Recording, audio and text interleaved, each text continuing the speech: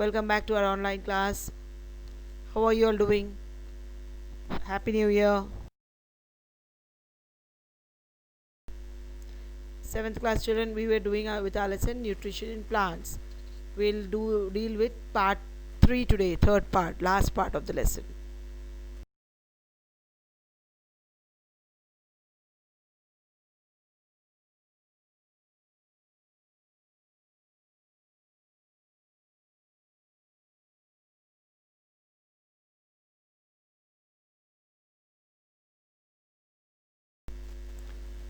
Today we'll see the important topic insectivorous plants. As the name itself tells, insect is on the plant, insectivorous plant. These are the plants that derive some of their nutrients from trapping and consuming animals or protozoans, also known as carnivorous plants. They appear adapted to grow in places where the soil is thin or poor in nutrients, especially the nitrogen, such as acidic bogs and rock outcroppings. In general, plants absorb nitrogen and phosphorus from the soil through their roots. From the roots, isn't it? All of them know that. Insectivorous plants, however, absorb nitrogen and phosphorus from their animal prey through their leaves, specially modified as traps. Thus, at simplest way, what is it? Insectivorous plants trap the insects and absorb the nutrients from the trapped prey. Got it, children? Insectivorous nutrition. The mode of nutrition in which plants derive nutrients by trapping and digesting animals, mainly the insects.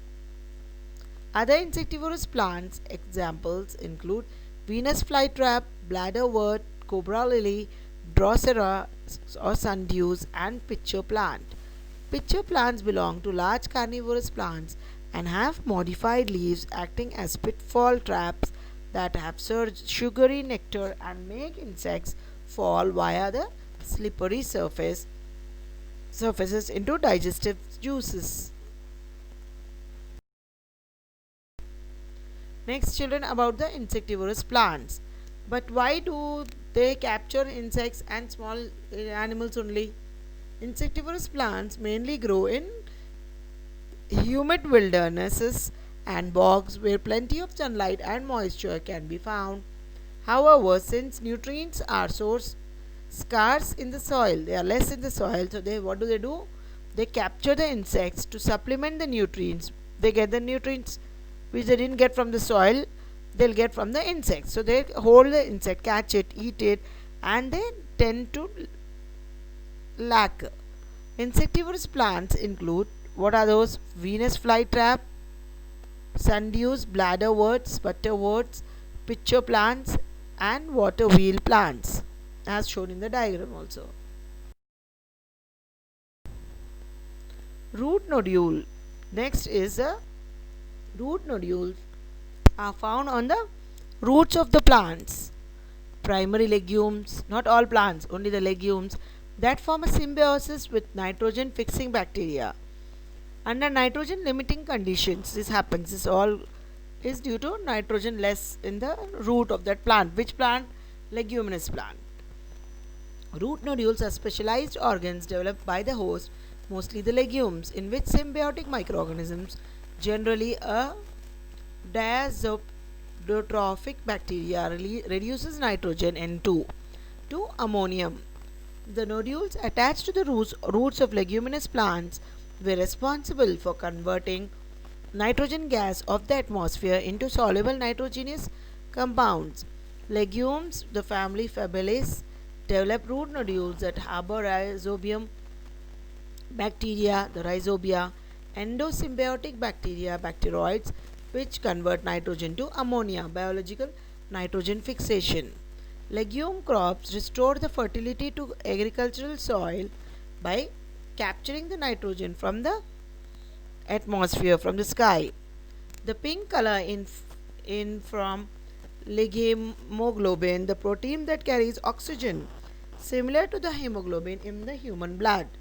The nitrogenous enzyme involved in nitrogen fixation is sensitive to oxygen, and lighemoglobin helps reduce oxygen concentration in the area of the nodule where the nitrogen is active.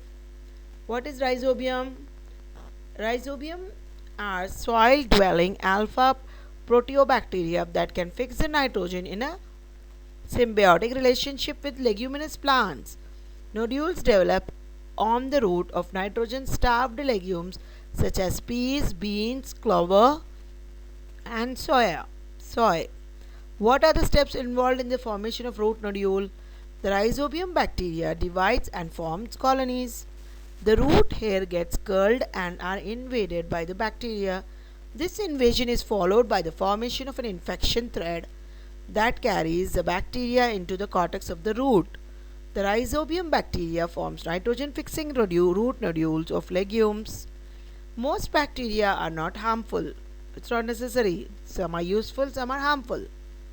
The bacteria which are harmful to us cause the disease and food spoilage, food poisoning, which we say, isn't it? You have read the word, listened the word food poisoning, maybe because of bacteria. Example: Legionella, botulism, blight. Control or restriction may be by good hygiene, sterilization, and disinfection. Neatness should be maintained so no infection will harm. See the picture: rhizobium, the root nodules are circles on the roots, is a symbiotic relationship. Next picture is photosynthetic products and nitrogen fixing from the air. Got it, children? Now, root nodule formation. The bacteria, how it reacts. See on the roots. Isn't it root hair root system with root nodules?